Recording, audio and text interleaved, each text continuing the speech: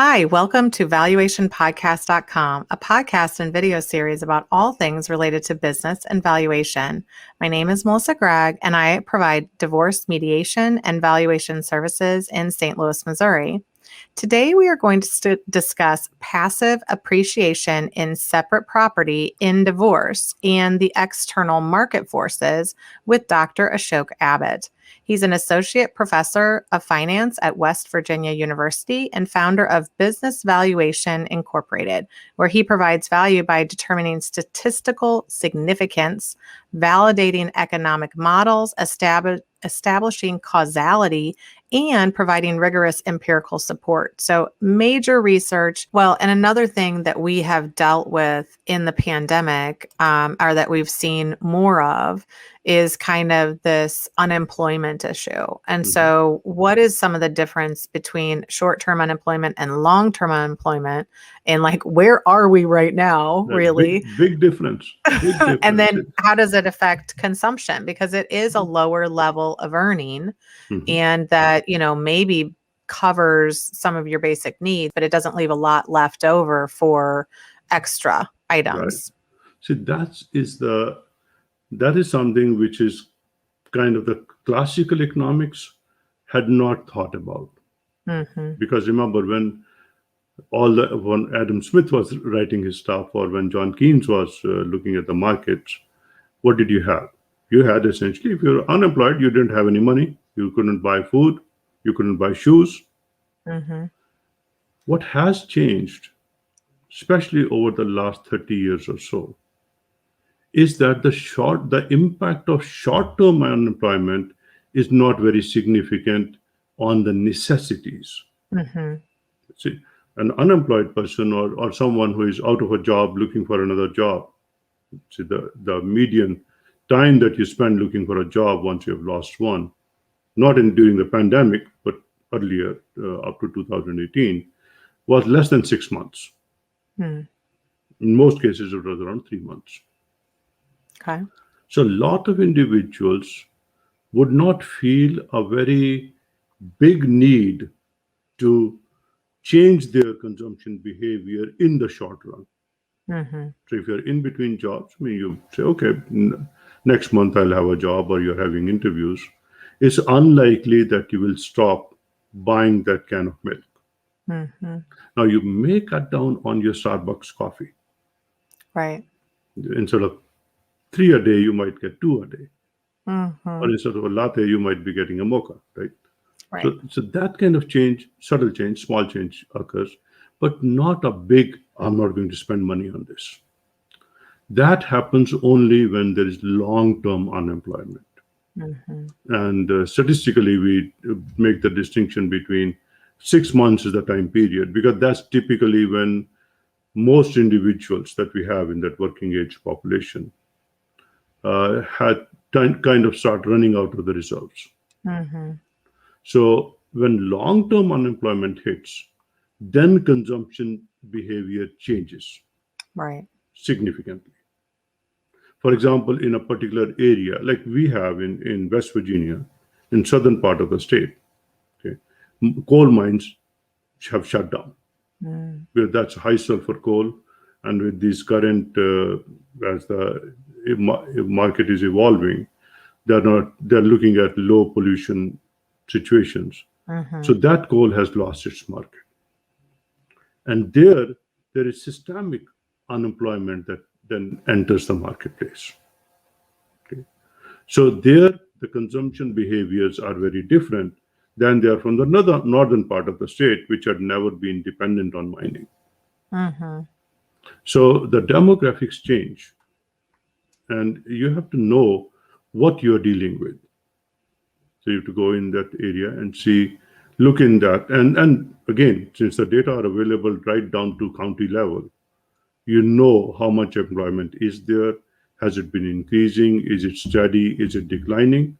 And that gives you real clues about what the consumption behaviors are changing. Yeah, absolutely. So during pandemic, for example, this was a good example with the economic stimulus.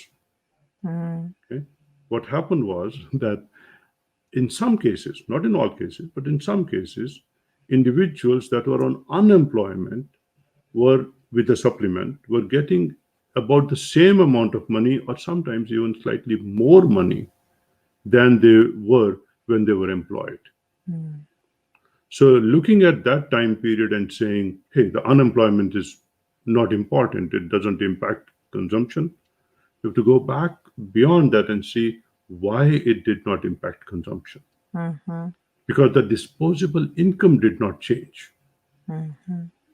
or change marginally for a group. Now, if you are making substantially more than the minimum, the change in your income is going to be much more when you're Right. employed or unemployed. But Right. for the bulk of consumers, we are talking about at least 60% of the population that Right. lives below the median, at the median. Mm-hmm. Income and population are, we have decoupled them, kind of. Mm-hmm. So as the income inequality increases, we see that a smaller and smaller proportion of the population has more and more of the income. Mm. So any changes in, for example, when let's say a stockbroker on Wall Street loses a job, $1 million a year, $1.5 million a year, his consumption is going to change. Right. Right. Or her And if you have a consumption whole industry that sees tremendous layoffs or something like that, or, when we've had crises in different industries, right. you could see the same effects. You can see the same effect. Like, if, for example, major industrial, like Detroit, Mm-hmm. you can see that. See, as automobile production has shifted, if you go into Eastern Ohio, Mm-hmm. that's the Panera Bread and all they are headquartered there.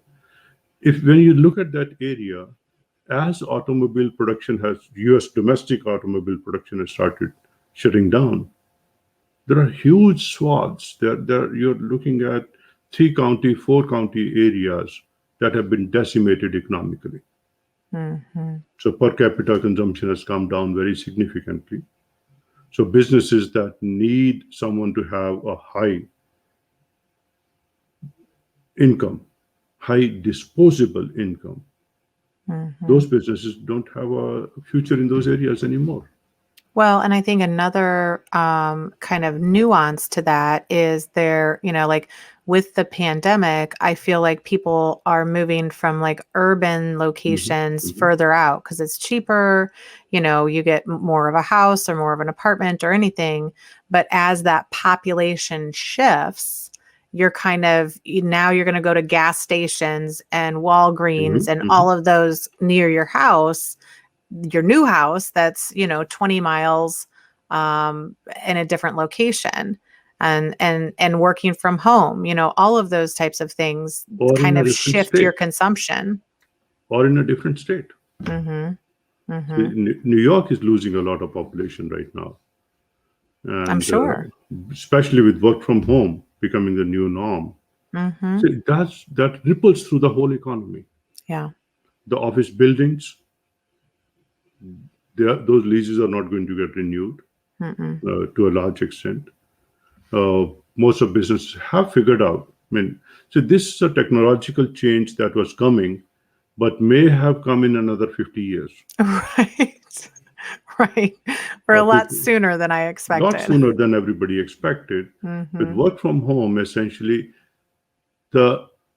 finally, the businesses have figured out that it is possible to work remotely and work efficiently. Mm-hmm.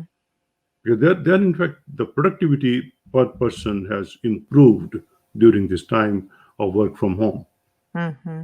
So people are willing to check their emails once before they go to bed at 8 or 9 or 10 in the night, rather than stopping at 4:30 and saying, okay, I'm done.